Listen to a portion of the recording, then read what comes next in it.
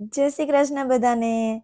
તો આજે હું લઈને આવી ગઈ છું એકદમ મસાલેદાર ઢોકળીનું શાક.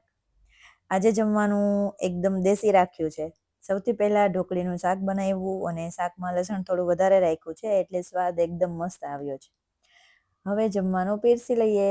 સૌથી પહેલા ગરમા ગરમ ઢોકળીનું શાક સાથે બાજરાનો રોટલો, થાળીમાં થોડો ગોળ, સેલેડ અને છાશ પણ લઈ લઈએ. મને તો બાજરાના રોટલા સાથે આવું મસાલેદાર લસણવાળું શાક બહુ જ ભાવે છે. અને સાથે છાશ હોય એટલે જમવાનું એકદમ કમ્પ્લીટ. તો આજે મારી થાળી કંઈ ફેન્સી નથી, પણ એકદમ ઘરનું દેશી અને સ્વાદિષ્ટ જમવાનું છે. તો ચાલો હવે થાળી તૈયાર છે. અને તમને પણ આવી ગુજરાતી થાળી ભાવતી હોય તો કમેન્ટમાં જરૂર જણાવજો.